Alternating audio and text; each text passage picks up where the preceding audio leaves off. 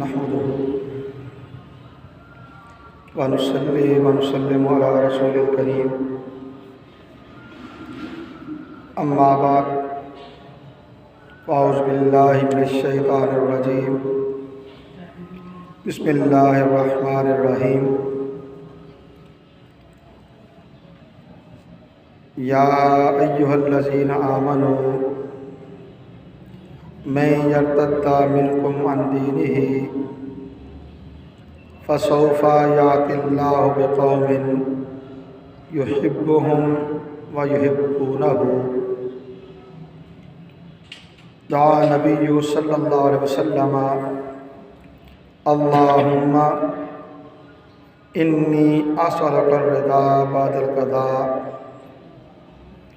وبرد العیش بعد الموت ولذة النظر إلى وجهك الكريم والشوق إلى لقائك وقال النبي صلى الله عليه وسلم من أحب لقاء الله أحب الله لقاءه صدق الله وصدق رسول النبي الكريم إن الله وملائكته يصلون على النبي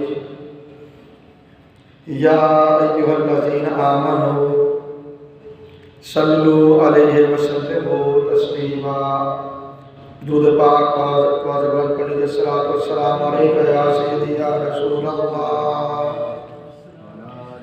وعلی آلک واصحابک یا سیدی یا حبیب اللہ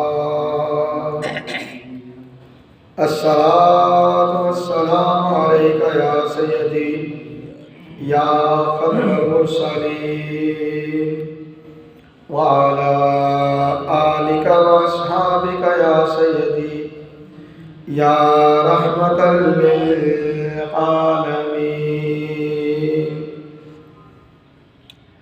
اللہ رب العزت کے حمد و ثنا اور اس کے پیارے حبیب حضور احمد مجتبیٰ محمد مصطفیٰ علیہ طیبۃ الثنا کی بارگاہ بےکس پناہ میں ہدیہ درود و سلام کے بعد حاضرین و سامعین محترم، اللہ رب العزت کا بے پایہ فضل و احسان ہے جس کی توفیق سے ہم جمعہ مبارک کی ان بابرکت ساعتوں میں اللہ کے گھر میں حاضر ہیں۔ عنوان گفتگو کے طور پہ قرآن حکیم سے جس آیت کریمہ کے کچھ حصے کی تلاوت کا شرف حاصل کیا، اس میں اللہ رب العزت نے ارشاد فرمایا یا ایھا الذین آمنوا، اے ایمان والو، من یرتد منکم عن دینہ، تم میں سے جو کوئی اپنے دین سے پھر گیا، اپنے دین سے مرتد ہو گیا، فسوف یأتی اللہ بقوم، تو پھر سن لے کہ ان قریب اللہ تعالیٰ ایسی قوم کو لے آئے گا یحبہم، جن سے وہ محبت کرتا ہوگا، ویحبونہ، اور وہ اللہ سے محبت کرتے ہوں گے،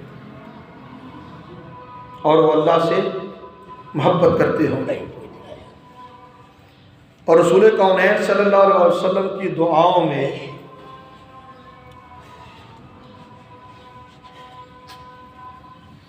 یہ دعا بھی منقول ہے کہ رسول کونین صلی اللہ علیہ وسلم بارگاہ ربوبیت میں یہ دعا کیا کرتے تھے، اللہم انی اسألک الرضا بعد القضاء، اے اللہ میں تجھ سے قضا کے بعد رضا یعنی خوشنودی کا سوال کرتا ہوں۔ وَبَرْدَ الْعَيْشِ بَعْدَ الْمَوْتِ، اور موت کے بعد اچھی زندگی کا سوال کرتا ہوں۔ وَلَذَّةَ النَّظْرِ إِلَىٰ وَجْهِكَ الْكَرِيمِ، اور تیری کریم ذات کے دیدار کی لذت کا،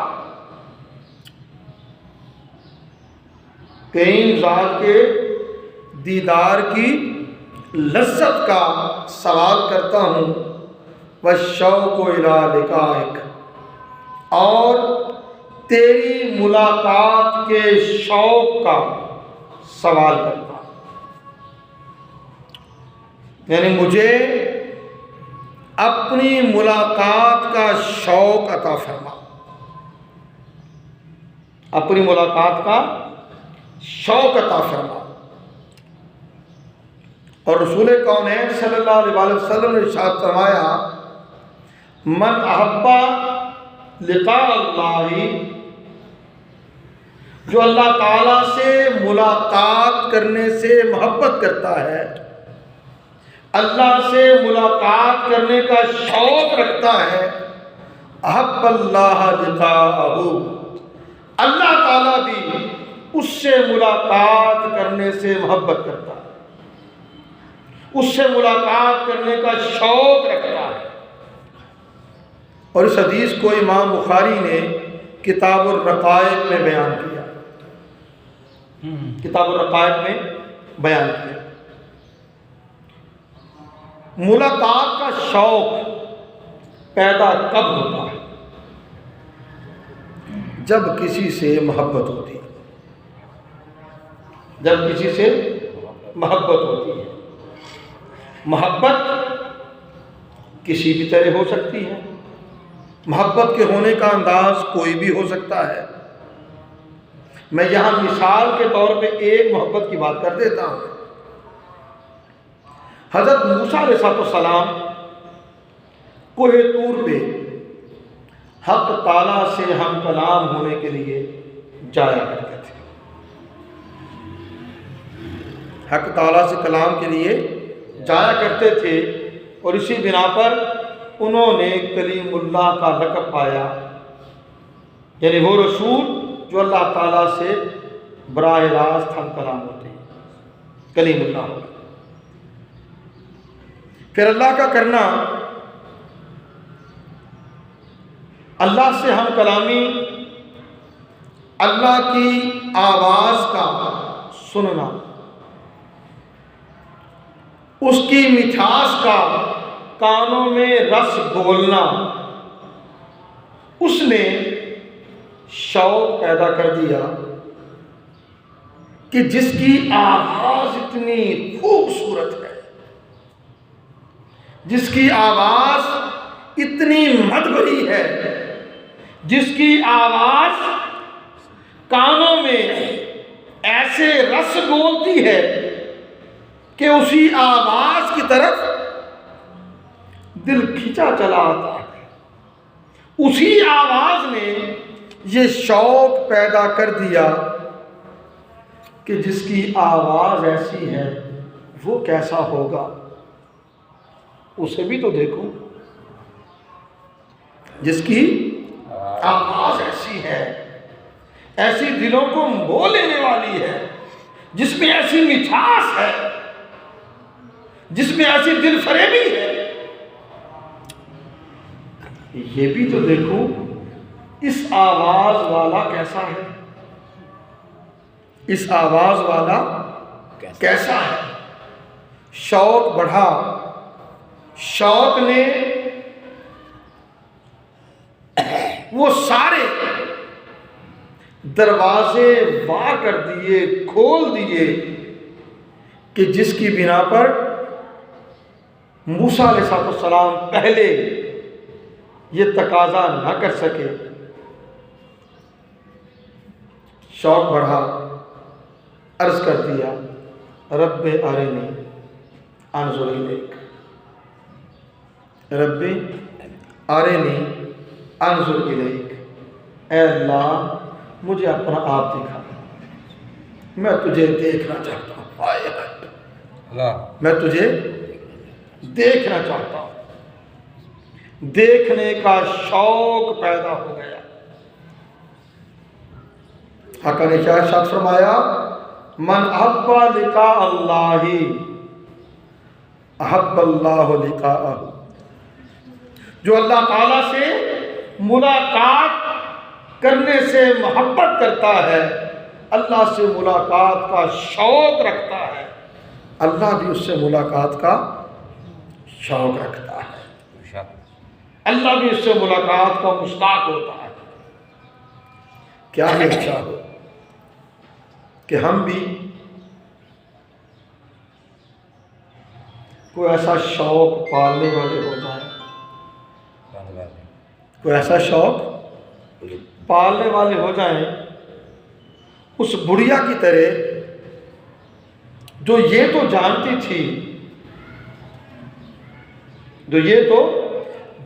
تھی کہ میں اس دھاگے کی اٹی سے یوسف علیہ السلام کو خرید تو نہیں سکتی،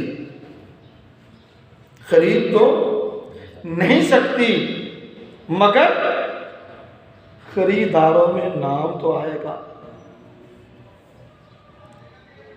خریداروں میں نام تو آئے گا۔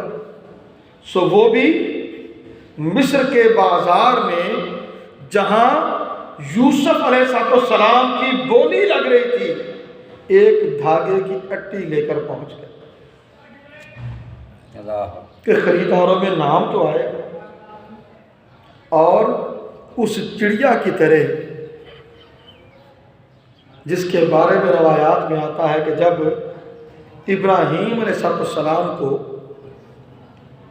نار نمرود میں ڈالا گیا، آگ کے بھانبٹ الاؤ آسمان کی بلندیوں کو چھو رہے تھے، تو وہ چڑیا قریبی دریا پر گئی، اپنی چونچ میں ایک پانی کا قطرہ لیا اور آ گئی نمرود کی جلائی گئی آگ کو بجھانے کے لیے۔ تو کسی نے پوچھ لیا، ہے چڑیا، بلا تیرے چونچ میں آنے والے ایک پانی کے قطرے سے اتنی بڑی آگ کا الاؤ بجھ جائے گا؟ تو اس چڑیا نے کہا، میں یہ تو جانتی ہوں کہ اتنے پانی سے یہ آگ بجھے گی نہیں، لیکن یہ تو ہوگا کہ میرا شمار ابراہیم علیہ السلام کے لیے جلائی جانے والی آگ کے بجھانے والوں میں ہوگا،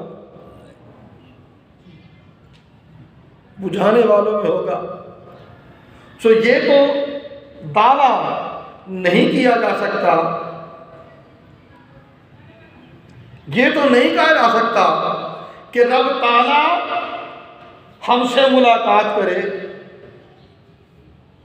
یہ تو نہیں ہو سکتا، مگر وہ جس چیز کے تقاضے کو موسیٰ علیہ السلام نے حق تعالیٰ کے سامنے رکھا تھا، رب ارنی انظر الیک، اے مولا مجھے اپنا آپ دکھا، میں تجھے دیکھنا چاہتا ہوں،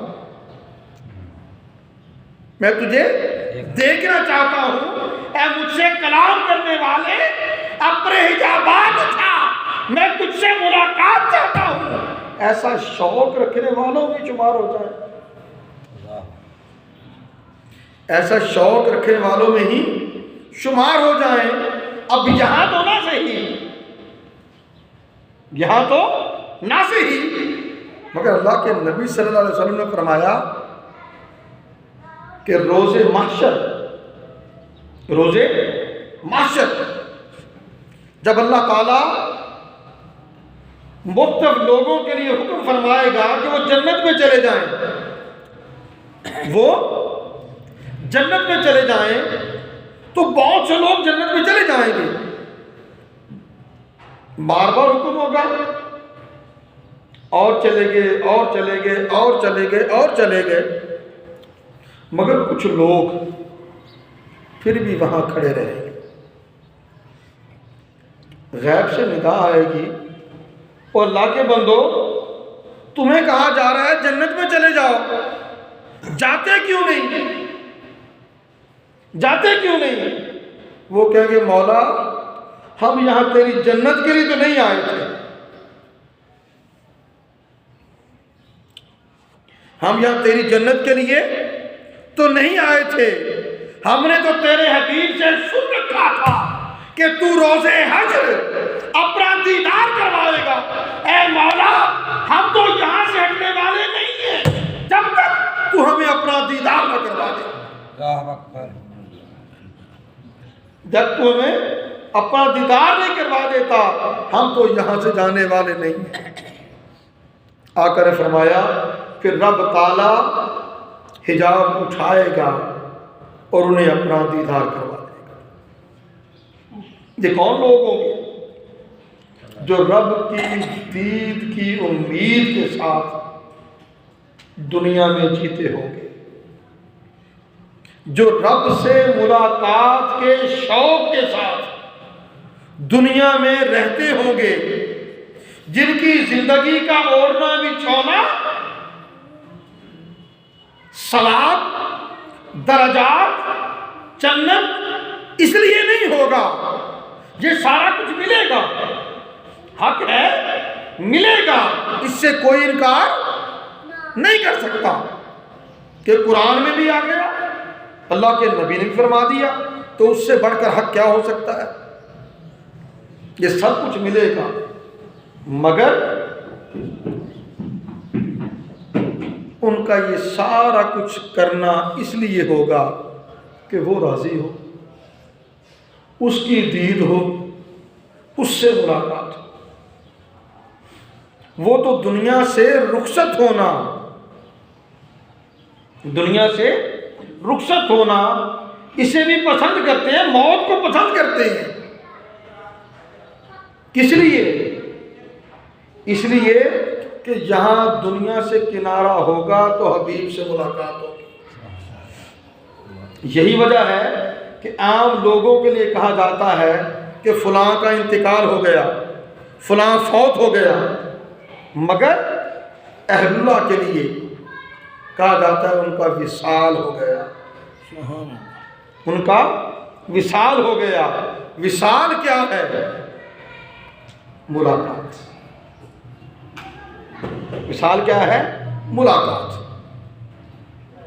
یہ دنیا سے کنارہ کرتے ہیں اور اس کی ملاقات کا سامان کرتے ہیں،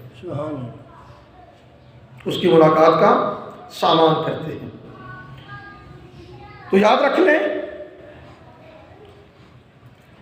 علامہ اقبال نے شاید کہا تھا جس کا عمل ہے بے غرض اس کی جزا کچھ اور ہے، جس کا عمل ہے بے غرض اس کی جزا کچھ اور ہے، حور و خیام سے گزر، بادا و جام سے گزر۔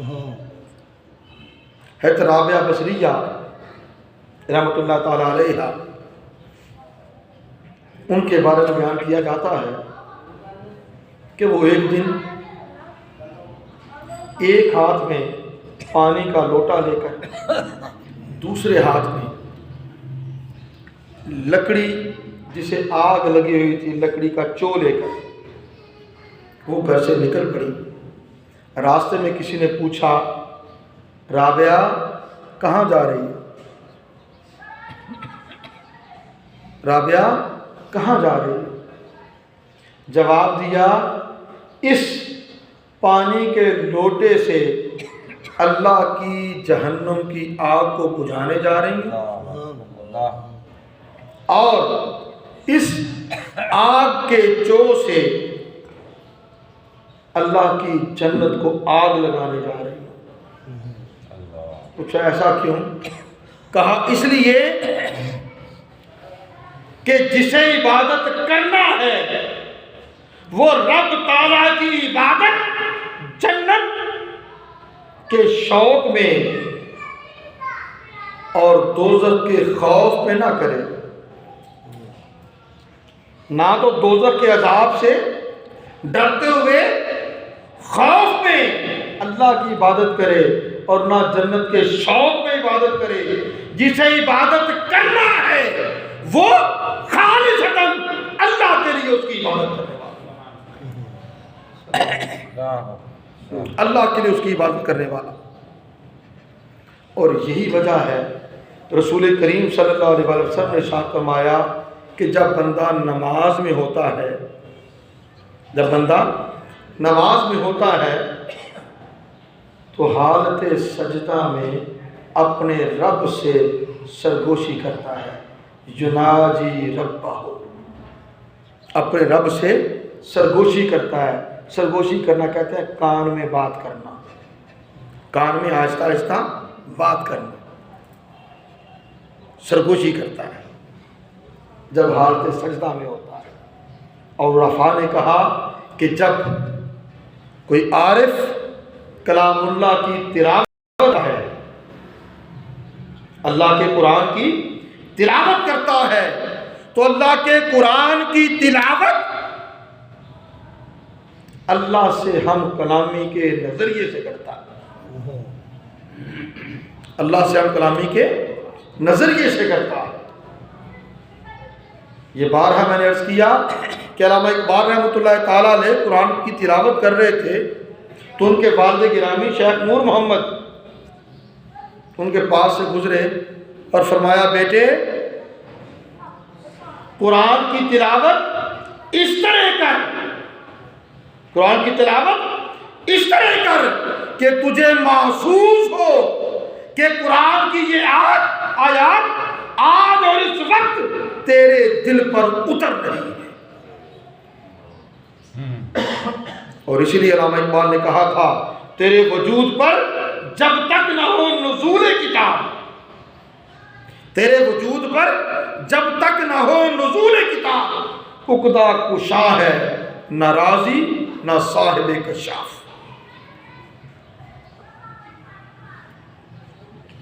اور وہ نزول کتاب وہ حال کب نصیب ہوگا جب ہم کلام اللہ کی تلاوت اس طرح کریں گے کہ اللہ کے کلام کو پڑھتے ہوئے ہم یہ محسوس کرنے والے ہوں کہ اللہ کے کلام کے ذریعے ہم اس کی صحبت میں بیٹھے ہیں, ہم اللہ کی مجلس میں بیٹھے ہیں, ہمارا رب ہمارا ہم نشین ہے, ہم اس کے ساتھ بیٹھے ہیں, وہ ہمارے ساتھ بیٹھے ہیں. حضرت ابو درداء رضی اللہ تعالیٰ عنہ نے حضرت کعب الاحبار رضی اللہ تعالیٰ عنہ سے فرمایا, کعب الاحبار یہودیوں کے بہت بڑے عالم تھے, بہت بڑے عالم تھے. اللہ تعالیٰ نے توفیق دی, اسلام قبول کر لیا, صحابی رسول ہو گئے. تو حضرت ابو درداء رضی اللہ تعالیٰ عنہ نے حضرت کعب الاحبار سے فرمایا کہ مجھے تورات کی کوئی خاص آیت بتائیں, مجھے تورات کی کوئی خاص آیت بتائیں. تو حضرت کعب الاحبار نے فرمایا کہ اللہ تعالیٰ فرماتا ہے نیکوکاروں کو میری ملاقات کا بڑا شوق ہے, نیکوکاروں کو میری ملاقات کا بڑا شوق ہے اور میں ان سے اس سے بھی زیادہ ملاقات کا شوق رکھتا ہوں. سبحان اللہ. نیکوکاروں کو مجھ سے ملاقات کا بڑا شوق ہے اور میں ان سے بھی زیادہ, کتنا زیادہ, حدیث نبوی شاہد ہے. آقا علیہ السلام نے فرمایا, جسے قدسی ہے کہ اللہ تعالیٰ فرماتا ہے اگر کوئی شخص میری طرف ایک ہاتھ آتا ہے تو میں اس کی طرف ایک بازو آتا ہوں, وہ میری طرف ایک بازو کر کے آتا ہے تو میں اس کی طرف 10 ہاتھ آتا ہوں, میری طرف 10 ہاتھ آتا ہے میں اس کی طرف 100 ہاتھ آتا ہوں. میرا بندہ میری طرف چل کر آتا ہے تو میں اس کی طرف دوڑ کر آتا ہوں. میں اس کی طرف دوڑ کر آتا ہوں. تو اللہ تعالیٰ فرماتا ہے کہ میرا بندہ نیکوکار جو ہے وہ میری ملاقات کا بڑا شوق رکھتا ہے، اور میں اس سے بھی کہیں زیادہ اس سے ملاقات کا شوق رکھتا ہوں. اور پھر فرمایا تورات میں اس آیت کے قریب یہ بھی لکھا ہے جو شخص مجھے طلب کرے گا وہ مجھے پا لے گا. جو شخص مجھے طلب کرے گا وہ مجھے پا لے گا، اور جو میرے غیر کو طلب کرے گا وہ مجھے نہیں پا سکے گا. اور پھر حضرت ابو درداء کہتے ہیں میں اس بات کی گواہی دیتا ہوں کہ رسول اللہ صلی اللہ علیہ وسلم نے بھی ایسا ہی ارشاد فرمایا تھا،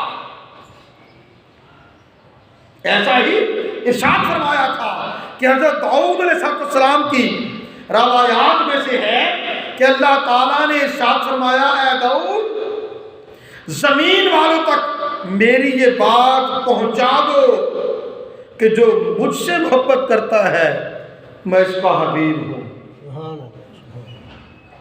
زمین والوں تک میری یہ بات پہنچا دو کہ جو مجھ سے محبت کرتا ہے میں اس کا حبیب ہوں، جو میرے پاس بیٹھتا ہے میں اس کا ہم نشیں ہوں. جو میرے پاس بیٹھتا ہے میں اس کے پاس بیٹھتا ہوں. وہ تو اپنی شان کے لائق بیٹھتا ہے. فرمایا جو میرے ذکر سے انس حاصل کرتا ہے میں اس کا انیس ہوں، میں اس کا انیس ہوں.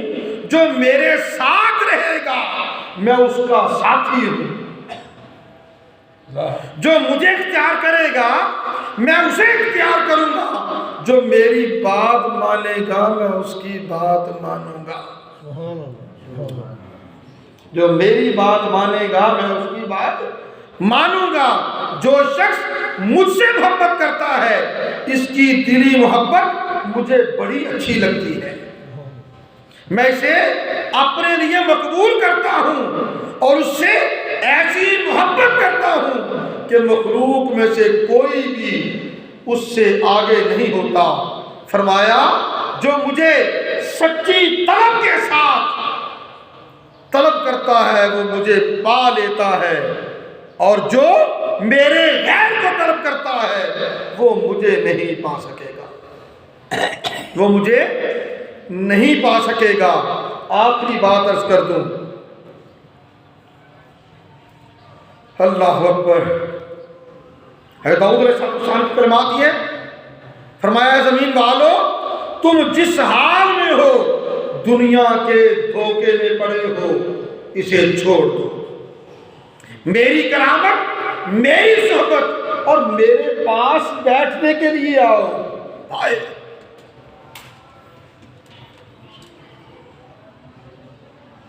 میری کرامت، میری صحبت اور میرے پاس، یہ اللہ تعالیٰ فرما رہا ہے، اور میرے پاس بیٹھنے کے لیے آؤ.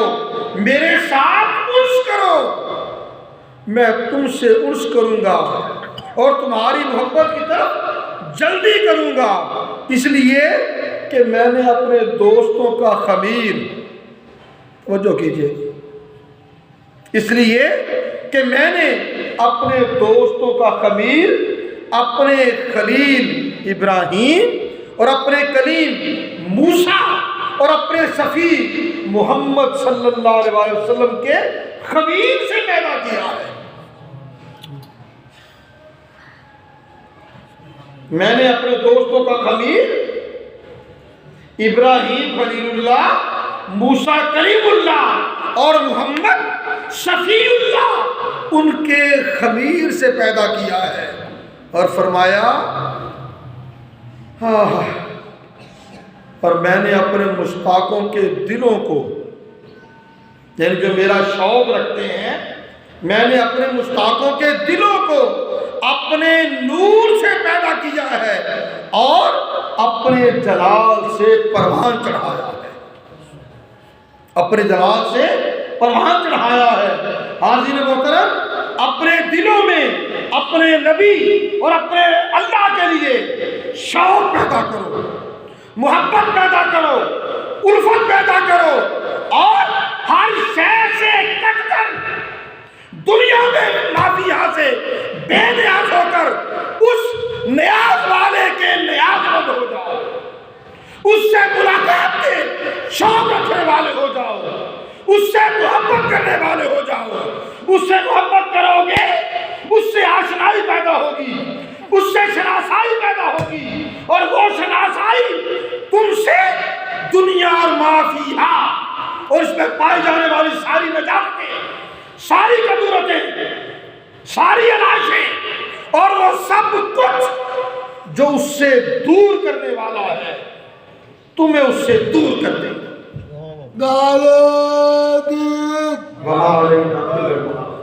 نعرہ رسالت،